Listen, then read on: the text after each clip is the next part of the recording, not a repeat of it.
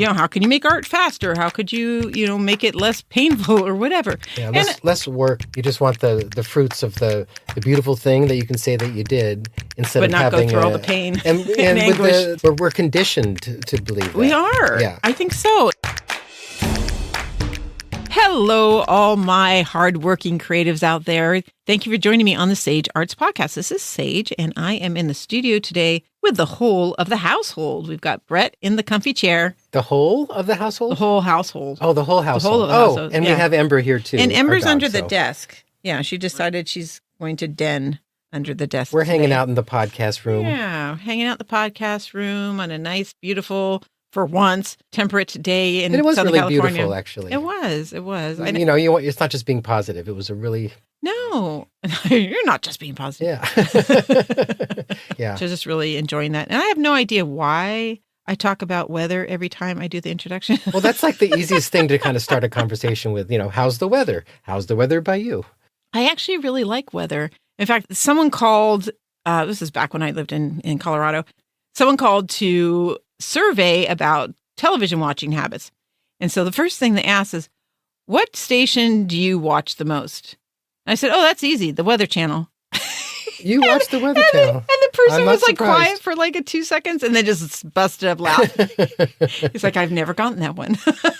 And he took you seriously because, that could have been a joke. That's like a punchline. Yeah, I think he waited a couple of seconds to see if I would say, no, just kidding. Yeah. Because I didn't. Because I'm like, no, I love the weather. And I lived in Colorado, which is like, there's different weather every day, every 15 minutes. In fact, that's one of the sayings out there. I know a lot of places have similar sayings where it's just, if you don't like the weather, just wait 15 minutes. So what is it about the weather that you love? Is it the mood that it creates in you? Or is it the smell in the air? It's or the drama of it. It's the drama of just having a change. I really like change. I'm one of those weirdos. I don't like routines. I like things to be different all the time. I like to keep my senses up and aware, my brain going. And in Colorado, you could wake up and have a nice sunny, cool day and then a hot afternoon. And then by 5 o'clock, it's thundering and lightning and hail and wind and trees are falling over and for like 15 minutes. And then it goes away. And it's a nice day again. So yeah, I used to watch the Weather Channel all the time because it was Colorado. You never knew what was going to happen. You had to check. Yeah. There's a certain sense of interest there because when you don't know what's going to happen, that's kind of exciting. It is exciting. Yeah. And it can also be challenging and it can be hard to figure out what it is you're going to wear that day. I think it's just one more thing to think about because... I was trying to lead into our subject matter. Yeah. So Brett's in here in the podcast studio with me today to talk about things being easy in art and whether that's a good thing, a bad thing. So before I get started and we really get into it, let me thank a few people for participating and then jumping in on social media. And I wish I could thank everybody that's been sharing and talking about it, but sometimes I just get statistics and I don't actually know who it is. But I do know that Jan Montarsi, Tracy Davies, Jilly Scott, all were sharing pages and talking about the podcast out online. So appreciate that. I did see a little bit of a spike in listenership lately, and I'm assuming it's because of all you people out there chatting about it, which is great because I think our conversation, even if we aren't in a room together, knowing that other people are hearing about the same things, talking about the same things, struggling with the same things, I think gives us a sense of community just from knowing that that's out there. So I really appreciate that. If anybody would like to send me additional comments and stories, I love the stories. I don't get enough of them. Please send me stories about your struggles and about your accomplishments and anything else that would be helpful for other people to learn from. You can send them to me at thesagearts.com. There's a contact page there. Also through social media, Instagram and Facebook under the Sage Arts Podcast. If you like what you're hearing here and you want to support the show, you can give back through PayPal and buy me a coffee, which there are buttons on the homepage of thesagearts.com, just a little ways down.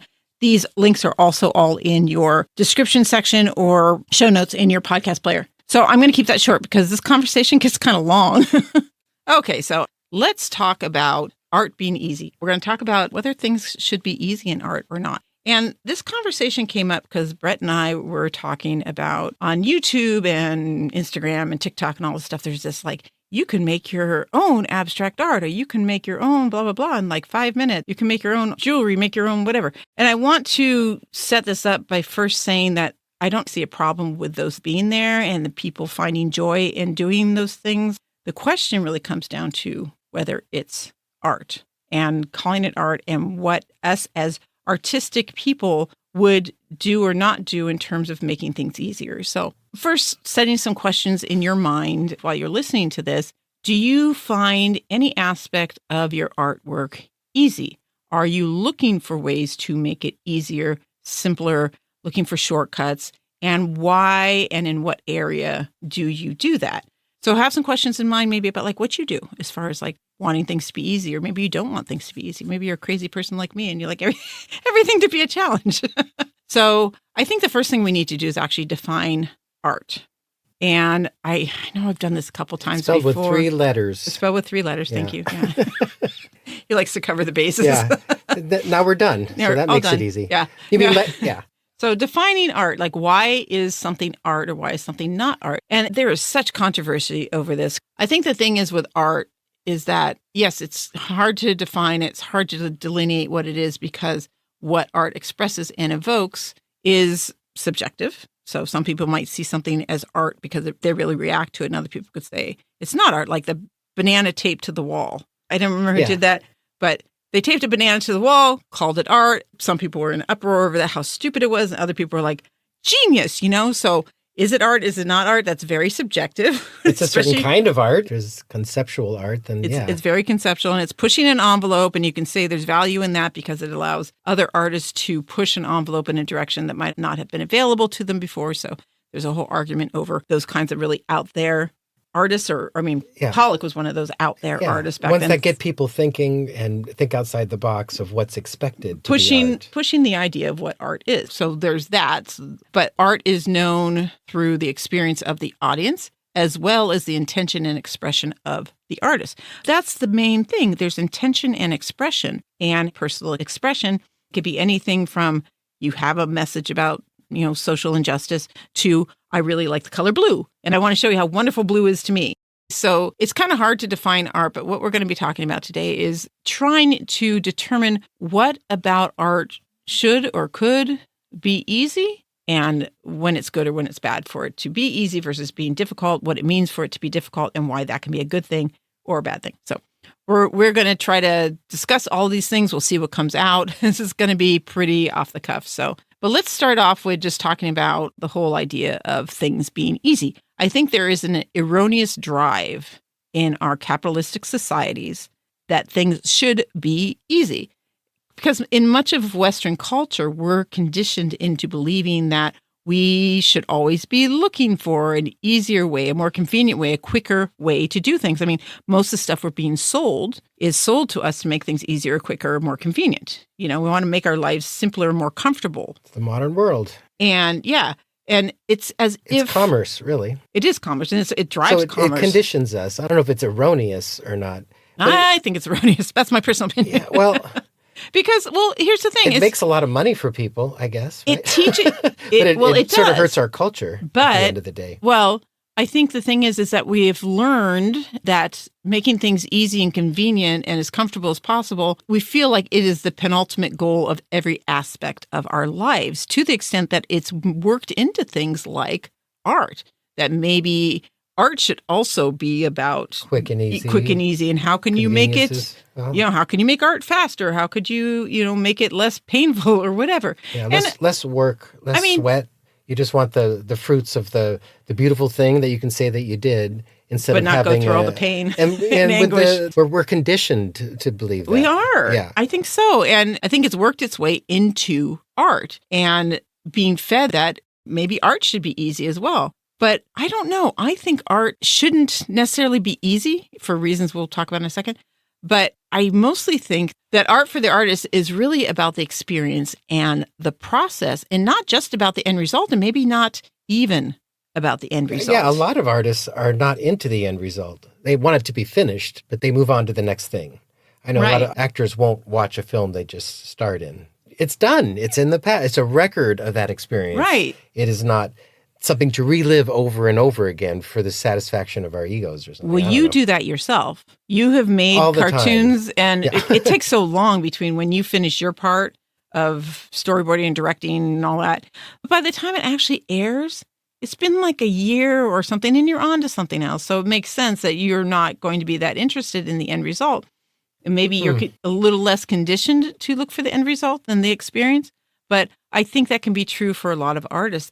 I mean, things like you and actors and other people who make something and then move on before they even get to see the end result show that there is value in the process and not just in the end product, And I think it's important to see that. I think it's the reason we do it. I think it's the reason I do it. I mean, but everyone has different, right? Has different reasons for doing it. Yeah, but there's satisfaction in both to a degree, but I think the important one that should be driving, that I look to in myself, driving me is... I think it's the process for you. The process. Yeah. Yeah, the intention, the act of doing it, not the performance of doing it well, though that is part of the process and that's the work. Yeah, so I think what you do and the fact that you wait so long to see the end result, it doesn't even matter by then, just goes to show that it is a worthwhile endeavor. The process and the challenges that you go through, the journey of the creation itself can be more important than the end result or the end product. I mean, you do what you do. Well, one, you get a paycheck, so that's good. Yeah. But you, like we were talking about this earlier today, you don't know what else you would have done. Yeah, this is all I ever wanted to do. So you would have done it. Like, I think I would do the things I do, even if I wasn't paid, which is actually kind of true right now. Yeah. I do all kinds of things. I'm not getting paid for it right now. So we do create out of a impetus to experience the process and to go through it. Yeah. And I think it would be hard to not be invested in the end result. Because, I mean, if you were making a show and you didn't care about the end result, it might be hard for you to make a good show. You got to think about the end result. Right. So we're not saying the end result isn't a big part of it, but I think the end result is not the core, value for you as an artist. Oh, I see. The reason I do it, no. Yeah, right. The reason I do it is to... Because you love it. Yeah. It's something that I really like spending time doing. On it, right, yeah. Continuing to do it is the joy. Yeah, exactly. So... And we'll get to why that's important too. But yeah, so to think of art as being quick and easy, then isn't the experience kind of limited and maybe even a little shallow because you don't go through the whole journey? If you're given a shortcut, if you watch a YouTube video and figure out how to make abstract art, you just pour the paint on the canvas and you run a brush through it and you're like, ta-da, it's abstract art. I would say there's value in that if let's say you learn it once on YouTube, and I think there would be value in it if you did that over and over again. But that's exactly it, because doing it over and over again doesn't make it easy, does it? Right? It doesn't make it easy, but because you then have to go in and practice it to get to a point where you can express your own version of it that is from you. And that's discipline, and that's practice, and that's developing and honing the skill. You could call that work, but if that work comes easy, like it's something that you just like to do, then do a lot of it. Right. And so some people would call that art being easy. Yeah. And like I said, I don't want people to think that we're saying that doing things that are easy makes it not art. But there's an easy phase to the process. Right. But I think being in a society that sells us easy and convenient and find shortcuts. Yeah, they put Band-Aids on things. Yeah, the whole Band-Aid thing. I think if we end up focusing on that, we lose out on the whole experience of being an artist. And the experience includes, yes, you can learn a skill off of a YouTube video and then practice it until you've developed your own way of doing it. Yeah. You've explored it. You know what you like and you know what you don't like. And you know why you do it. It would help, because if someone shows you how to draw a leaf and they talk about trying to express the line with an organic quality, there's those are thematic things. Those are things that you have as an idea, and when you do the work, you can then you employ that kind of more organic line, but it's not drawing exactly what they drew. It's drawing an organic line from your own personal observations, what your brain and your eye and your hand, that whole connection. You develop your own style and you express yourself through that, but you may have learned that you like to do that through something short and easy. But the process of figuring out how you want to use it is a process that takes time, and it's not easy. It's not overnight type, I'm just going to make a thing. So that's what I'm thinking. It's we need to differentiate between doing the skill could be easy, but actually making the art is probably not going to be easy. Is part of the process, but adventure to say, because... Let's put it this way. I think we don't get as much value out of what we do when it's easy. For instance, if you were to... Okay, we were talking about escape rooms earlier. And for those of you who don't know... Too much work. You got to figure out all that stuff that doesn't matter. Okay. For those of you who don't know what an escape room is, you pay kind of a lot of money to be put into a room that's full of puzzles and you have an end goal. You're trying to find a secret formula. You're trying to rescue somebody that was kidnapped and the or room whatever. has a theme, like it's a Western saloon, and or you got to find zombie lab or whatever. And within there, you are challenged to go through and figure out all these puzzles. And people pay to be challenged to do something that should be hard. And we've done them before. I don't know if you're on my team. We went to one and we did it and we finished it in like 10 minutes. And it's supposed to be like 45 minutes or an hour or something like that. Because that was too easy. There wasn't the excitement of discovery and the pride of doing something that was questionable, that you could do it or not. Because a lot of people don't actually finish and get to the goal in these escape rooms. So if you spent half an hour, 45 minutes in the escape room, then you would feel like you accomplished something. And if you manage to get to the end on something that's really hard, like maybe because they have different levels, like maybe it's something that like hardly anybody solves, it will make you so much happier than if you just happen to solve it in 10 minutes, you know? Or if you were making something, like if you knitted your own sweater, no matter how it came out, you would probably be proud of yourself for knitting a sweater. For the first thing you ever knitted, especially, right? And you're like, look, I knitted a sweater. It's so cool. And it's a challenge to do that. But if you paid someone else to knit the same sweater, that makes it easy, right? Someone else does all the hard work and stuff. You would not have pride in that sweater just because it was your idea to make a sweater. Well, plus it also builds the muscle, not only for the passion you have for doing it, but for doing more. And you want to do different and more interesting things each time. And you've learned things about yourself and what you like to do, what you don't like to do. You may find out you don't like to knit. Yeah, I would find that out pretty quick, I think, if I started. Right. So there's things that you discover along the way. You never know, though. Maybe I would love knitting. Right. I don't know. I've never tried it. But in other words, challenges and things being difficult can be extremely rewarding and educational. And you develop memories and experiences that you would not otherwise have. I mean, we pay to have memories and experiences all the time. We pay to have challenges like the escape room or like buying a game or playing darts or, anything, chess, crossword puzzles. We pay and buy things in order to be challenged. And then on the other hand, how contradictory is this? On the other hand, we are constantly paying to make things easier and simpler for us and more convenient for us. Isn't that weird? We're paying for things to be easy and we're paying for things to be hard. Oh, that's an interesting layer, though, because we're paying for things to be hard, but we're in control of that. Right. But the things that you do that are hard, that you accomplish, you're going to have so much more pride in, and you're going to value more because you went through the struggle of making it happen or creating that thing. So like we were talking... Not if you just want the accolades for it and you just want to show people what you did. But that's still very empty. It is, but maybe that's enough. No, but it's like... Why not just do that? Like if... Just trying to be contrary. I'm being contrary. He's trying to give me challenges because then I will be a lot prouder when I get through this podcast. I will have so much pride in actually having a podcast at the end of this. See, this is part of the work, people. This is definitely part of the work. So, for instance, you walk into a party and it's all these wealthy people and they're like, how did you make your money? And you said, I won the lottery. People be like, oh, okay. Or you say, I built a company from the ground up, and then after 5 years, I sold it for several $1 million. That's how I made my money. Then you feel proud and you feel like people are going to look at you with respect. You will feel better about doing that than winning a lottery. In fact, we saw a show where somebody kept lying about how they made their money because they won it in a lottery and they were trying to hide it. Because it doesn't feel like it's anything to be proud of. I think, winning the lottery would probably be the most miserable thing anything could happen to somebody. There's a little sarcasm there. Yeah. No, I mean, having the money is great. Now, if you won the money and then you built a business with the money or you built a charity or whatnot, then there's something to be very proud of because that's not easy to do and it still takes work. So I think the work that we put into things, the difficulties that we have, actually give more value to what we do. So if you're doing artwork that's hard and you're struggling, just imagine how it's going to feel when you have a successful piece. Now, caveat. It feels so good. But it does. And it's part of why I do it. It's part of why I do what I do. Like when I started the Polymer Arts magazine or starting this podcast, I so want people to have that feeling of accomplishment that makes what they do so much more valuable. And the feeling is amazing. It's a sense of, it's not about the feeling, it's about a sense of purpose. It is about the feeling.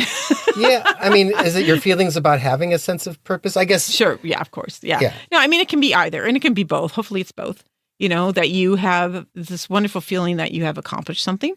So yeah, so I think just when things are hard, it adds value to what you're doing. So all I'm saying is that hard work and effort and the processes that we go through and the experiences that we have add value to what we do. So I am not a big proponent of making things easy. That is not to say that things shouldn't be easy-ish, or have easy moments. Like we talked about flow, the flow episode, we talk about flow works because you have a challenge that is engaging enough to keep you working, but not so challenging as to frustrate you.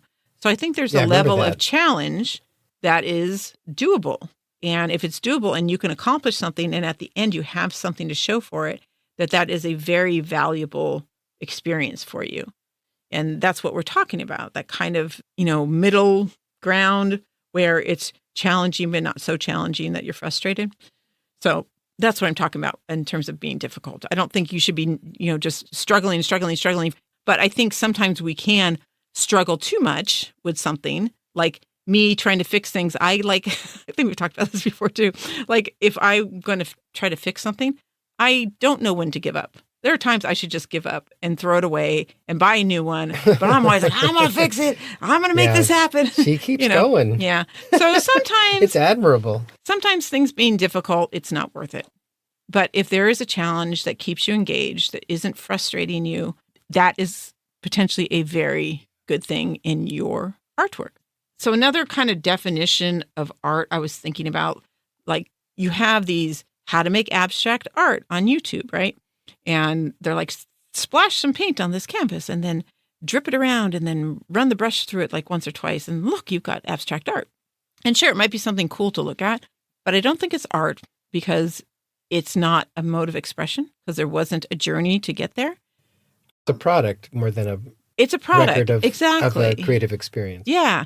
I'm not saying there's not value in the process of copying this thing as shown on this video. But it has limited, whatnot. returns. It has limited returns. And I think it does kind of define that difference between something that's just made and something that's art, because doing something the same way you're shown in a video, and this would be included, and I hope I don't offend anybody, I think this would be included if you learn something on a video in your art form. You learn how to make it and you go and you repeat that. And you change the color or you change the shape or whatever like that.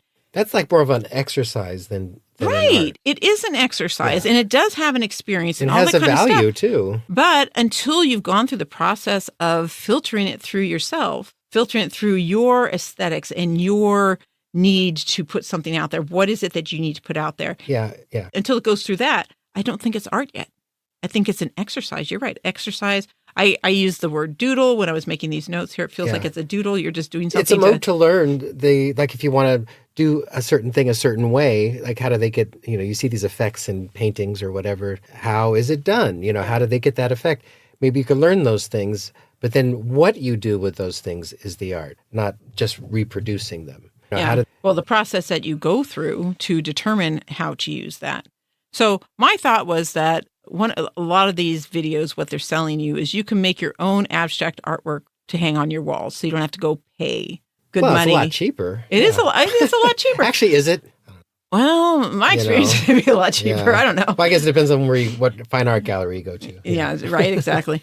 But you have an objective. You have a function for what it is that you've made, because a lot of them sell it as make your own art, right? So they're making these videos selling the idea of making your own decor, which is fine. You want to make your own decor and abstract art is not your thing, and you can learn to make something really quick and easy for the total of $25 or whatever versus, $2,500. I get that. But then what you're talking about is that you're making a functional item whose function is purely to be decorative and not to be art. And this is not to say that functional items can't be art, because you can have a functional item, whether it's a teapot or jewelry or anything, spoons, whatever. Those can be functional, But the thing about those that make them art is that they can exist without their function being used and still be valuable. So you can have a piece of art jewelry. Like I have a bunch of jewelry on the shelf behind my lounge where I take my inspiring naps. I don't use them much, but they're beautiful pieces of art. So they can exist as art outside of their possible function. Whereas the stuff that people are trying to teach people on YouTube is them making a piece that's going to function as wall decor. Oh, yeah. And not as art. Because if it's not hanging on that wall and it's just sitting somewhere, would someone go, oh, look at that art. I can appreciate it for what it is on its own. It's sort of the concept of art. If we were aliens and we were going to mimic art, we would just, look at a video and...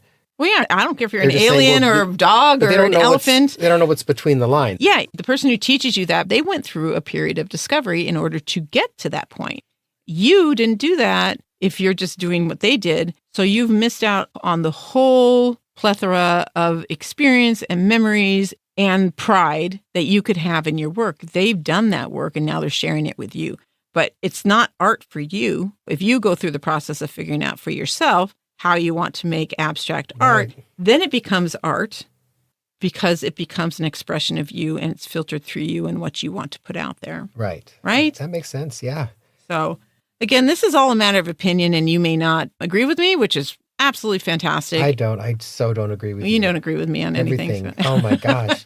I agree. I think you put it very well too. I totally agree. But if any of you don't agree with me, please write me. Let me know. I would love to have more conversations about this because a lot of times people come back with a different viewpoint than me and it's really eye-opening. I love hearing that stuff. I also want to emphasize that I don't think there is no personal value in doing something that's kind of copied or that you learned a shorthand version of. Because, people do all kinds of things to have experiences and pass the time, like, paint by numbers art. Like so many people do that, or like the coloring books out there, because people like to have that kind of downtime, that unplug and just create something without having to think about it and it be easy. That's okay. I have no problem with that. It's a meditative sort of state. Yeah, I think it's wonderful. That's what you want to do. I'd rather people creating than not creating. But I think we need to leave room for art to be defined as art that's a mode of self-expression. Otherwise, I think you're really doing a disservice to the artists who spend the time and struggle and work out how they're going to express themselves versus somebody who does something because they can copy it or they're given a paint by numbers or whatnot. That's a different type of thing. That's hobby craft, right? But people using the word art for everything. And I think now people who actually create art, as at least the way I define it, this is my definition, that I think those people don't have a word or label or category of their own to say, I'm making art because it's part of me. You want to call it what it is. I do. I just think artists need to be recognized. And then the other thing is, okay, just because something is easy doesn't mean it isn't art either. Because at a certain point, Brett, you sit down to do a storyboard or edit or direct a storyboard usually, but you sit down to work on a storyboard. I don't think the drawing part is hard for you. It takes many years of drawing and all the learning I've done to refine that ability and make it, professional, of course, but also creative and really look good. Yeah. To communicate what it needs to communicate. But you spend the time and you put the effort into it and you have a discipline that gets you to a point where you sit down now and draw any of the characters, the standard characters at least, off of the Patrick show. And it's easy to draw them now. Yeah. So I'm not saying that every part of art should be hard. I'm not saying that. There are parts that can be easy. But after you've learned that skill, the hard part is translating what you want to be doing through the skill. Yeah, what you want to say and implementing the skill, but the skill's not the result. No, it's a tool. It's the intention. The tool's just to help that along. Yeah, to get to the words aren't coming out quite right, but I think you get what I mean. Because it's hard. Yeah, it is. The process of making this podcast is very much like making art. Yeah. Sometimes it's easy, sometimes it's not. A lot of sculpting. It's a process. It's a process and it's an experience. And you enjoy it. We can tell you, and we enjoy it. Yeah. We do. Okay, so I thought we could go over some things in art that aren't easy and then things in art that are easy. So just kind of like a little bit of a checklist. Things that aren't easy in art that I think, and I've got 1, 2, 3, 4 things. Understanding art and design. I don't think it's easy, and I don't think it should be easy. I think it should be something that you work on. Art and design is a matter of education. So yeah, some people create intuitively and they kind of know art and design concepts just kind of out the gate. But even so, there's an intellectual component, even for those who do it instinctually. Your brain is unconsciously working through patterns and associations throughout your art practice. And if you are working on it and you are trying to learn, then it's a process and it's going to take time. So it's not easy. There are things that you can do, like things that I suggest when I talk about the various design aspects at the beginning of the month. I give you some ideas to help you hone in on those ideas for the month, like its shape and form this month. And my suggestion was kind of to analyze other pieces and determine what those shapes and forms do for you, how you react to them, the kind of feeling they give the work. And in that process, you can better learn design. So I don't think that's a shortcut because there's work to be done, right? So it's not particularly easy. It takes time and effort to do it. So I don't think education should be easy. I don't think you should be able to just inject it, because part of the process of learning develops your sense of style, your aesthetic, and helps in developing your voice. Yes, there has to be effort. Yeah. I believe so. So even if you start out with an innate sense or talent for seeing what makes good design, I just think you have to learn and you have to practice until your mind and your store of knowledge has been built up. So even if it starts out like where you kind of have an innate sense, there is some conscious sense of things that you kind of need in order to be able to analyze your work and to be able to fix things when it's not working. So it still takes education and understanding and knowledge to be able to take that innate sense of design and use it in other ways other than just, while I'm creating, I kind of know this is in balance or not in balance or whatever. It doesn't happen in one day is really the bottom line. Learning is a ongoing thing. It makes sense. If you like to do something, you do it a lot, even if that thing is challenging to do. So if you do it a lot, that means you'll be building that muscle. Yeah. It's not to say that it's not enjoyable to learn about this stuff. There's a lot of stuff that you do, Brad.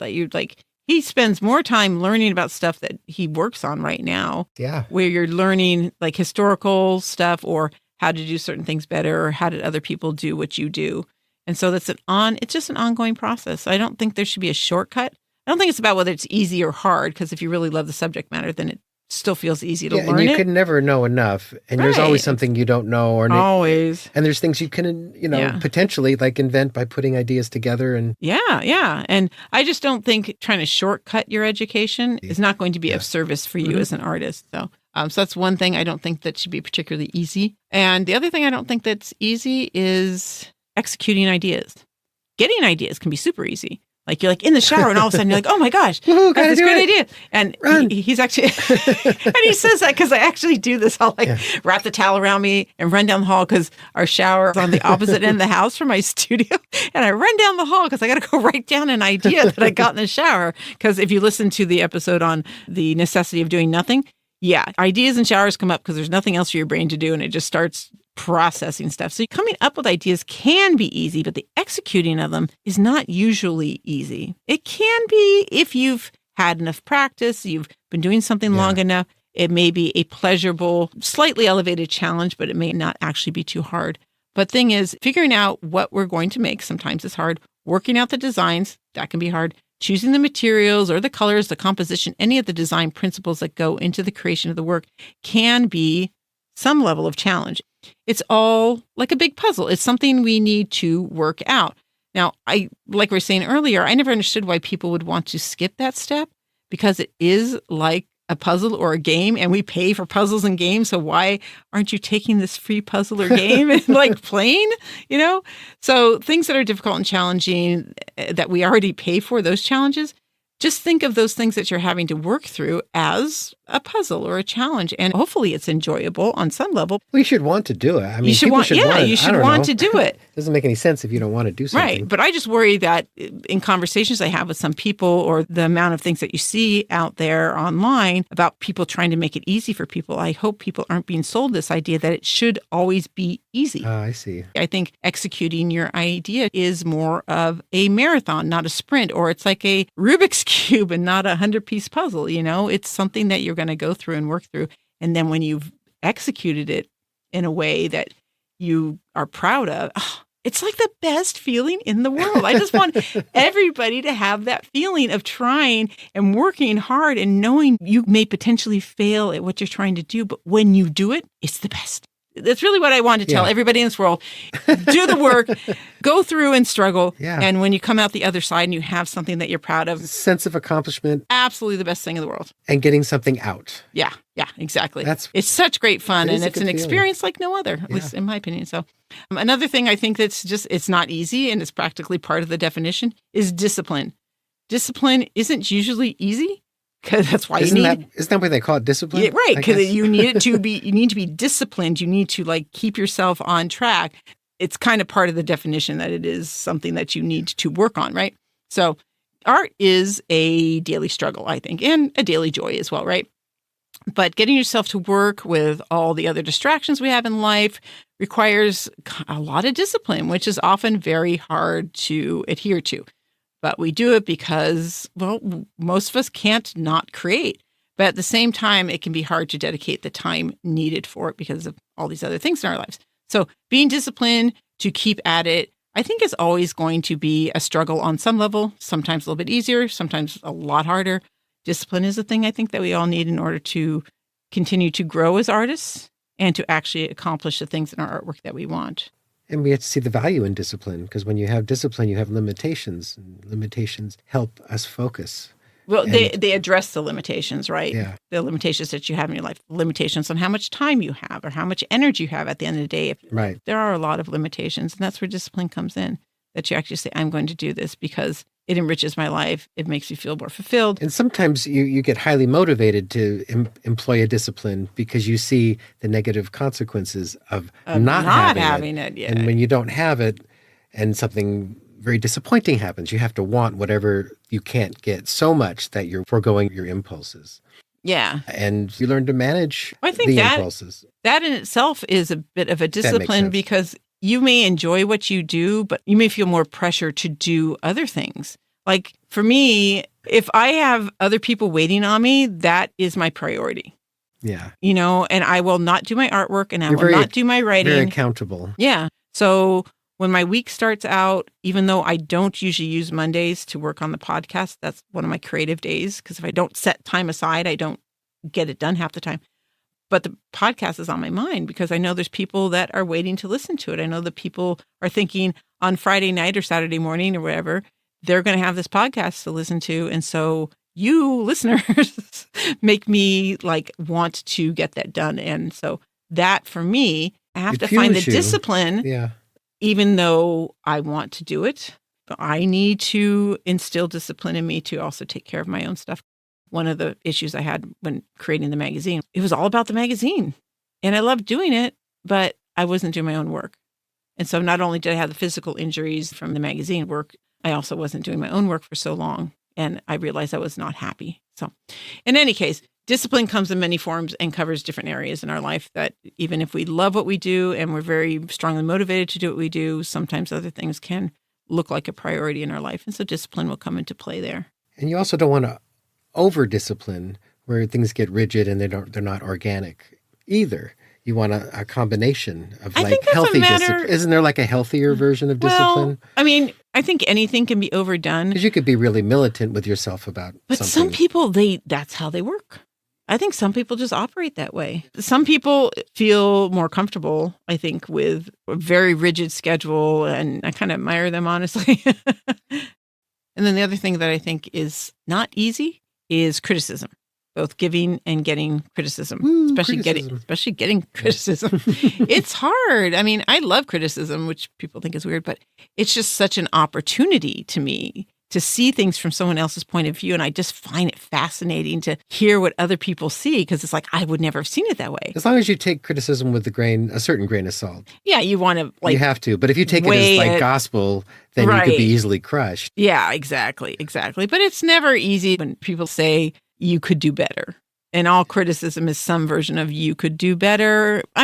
There's constructive criticism where people tell you, you've done well with this, and this, but then it's usually countered by some areas they feel might need improvement. It's still kind of somewhere in the back of your mind, even if you take criticism really well, you would really rather have people go, oh my gosh, you're amazing, your work is amazing. Look at that. That's incredible. It always feels good. That feels good. But criticism is going to be difficult because it does push on the ego.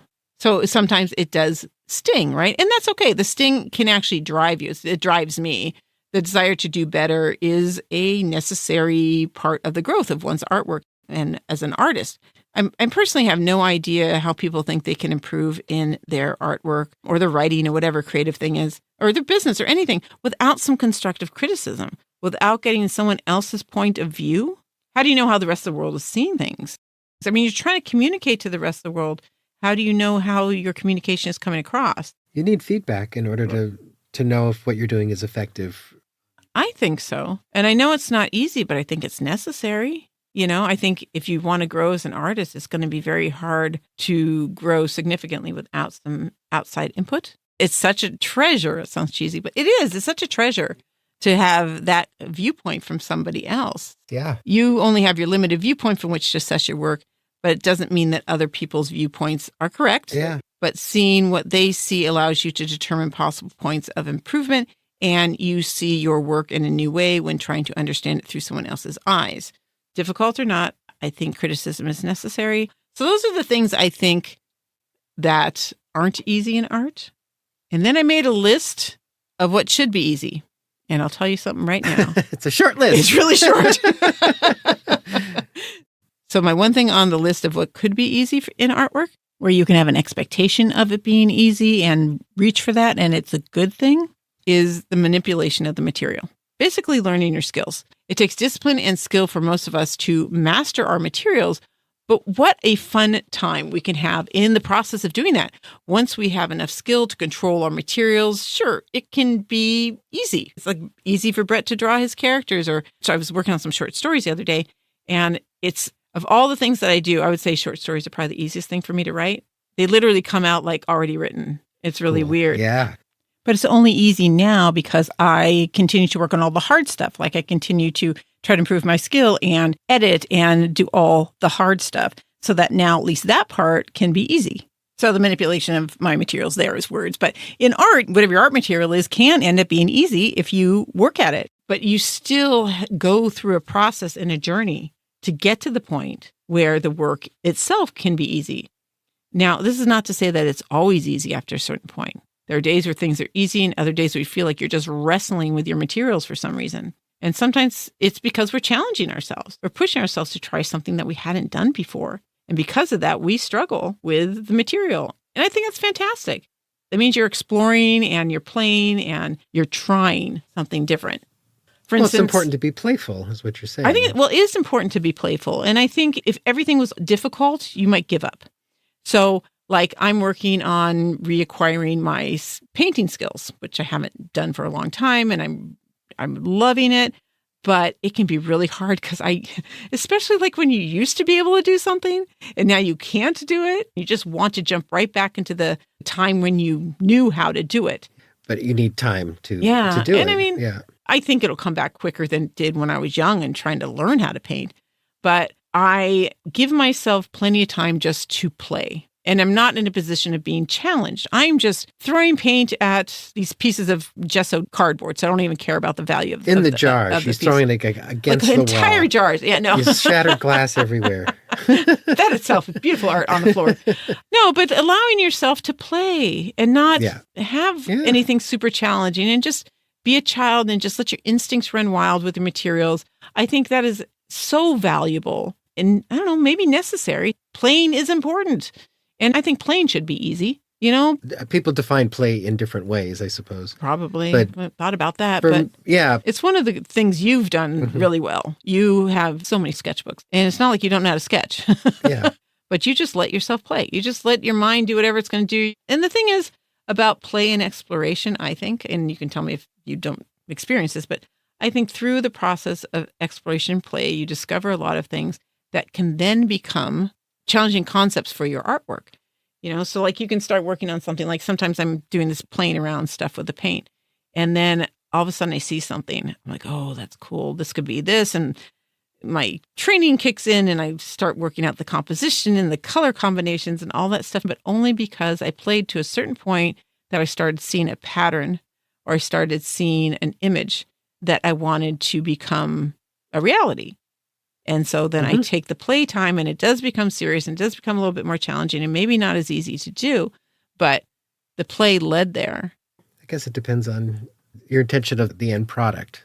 But I think the thing with play is that, and maybe this just depends on how you approach it, I don't think play should have an end product. I think the play is the end product. The process of it, yeah. Yeah, you play and you explore. So like when I was doing polymer, I had this bin of just pieces, just stuff. I just made up stuff, and then I'd throw it in this bin and they were never finished pieces. Like I could have made earrings out of them if I made another one, but I didn't want to make another one. I just want to explore. So I don't have an end product in mind when I'm exploring and playing. Sometimes something comes up and maybe that's part of it. Maybe it's like we also have a society that feels like we should be productive. And being productive is good. It feels good. It's very something you can be proud of. But playing isn't itself the product. I think you play to explore and to figure out things and discover things. But you don't have to make anything specific out of it. But I think sometimes people feel like every time they sit down to make something at their studio table, that it should result in a finished piece. And I think we should get away from that. Because why not have some times where you're just playing and things are easy because you're just exploring? Because you'll discover a lot by like letting go, I think. And then, so I guess there's one other thing under the maybe this could be easy is when we're talking about talent. Some people find certain things just innate. I'm going to use Brett as an example again because he's right here. When we were young, we were in high school, and he first was talking to me. We were sitting there and he's telling me about his drawing and the things that he does. And I'm like, so can you just draw anything? He's like, I don't know. He said, what would you like me to draw? And I said, can you draw a dragon? He's like, I've never drawn a dragon before, as he's drawing a dragon. And by the time he's done talking about how he's never drawn a dragon before, he had this full-on dragon that it could have been done for Disney. I was like blown away. I still have it somewhere. Right? It's so funny. I vaguely remember that. But you have a very innate talent for that kind of drawing that's been with you since you were young. Now, you've been drawing since you were very young as well. So there's practice behind it, I just like doing it. And you love doing it. So I'd want to do it a lot. And you just keep doing it. And that just evolved. And you hone your skill. Yeah. But there's a difference between practice and talent. Brett was talking to his nephew, and at 12 years old, he was not wanting to pursue any kind of art because he had watched a lot of child prodigies, and he thought, doing like making music and drawing art and so all this stuff on TikTok and YouTube. Why bother? Why should I start? It's too late. He thought it was too late for him. It's too late. It's like it's never too late. Sad. Yeah, right, exactly. And so this whole thing that we're being sold. He got over it, but yeah. Yeah, he did. He did get over it. So he's a great kid and very, very creative. But we are sold a certain idea about what these people can do. And it is amazing that these people can do this stuff at a very young age. But chances are he could have done that at that age too. That's just not what his parents pushed him for. And that's perfectly fine. Because we know some people who, like one of your daughter's friends growing up, was a champion competitive ice skater, and also violinist. Yeah. And honestly, she was not the happiest girl you ever met. She had a lot of difficulties socially, and she had a lot of stress. It's not always the best thing. We can go, oh, I wish I'd started doing this when I was 3 years old. Then I could be, a master. If I had started music when I was 3, I could be Amadeus Mozart in modern day. But is it worth it? Because the experience that we have and the memories that we have, after all, those are the things that are important. Those are the things we get to keep no matter what. And I think it's important to put value on that experience and the memories that we have from those experiences, and not just on the end product that we get from it. So results.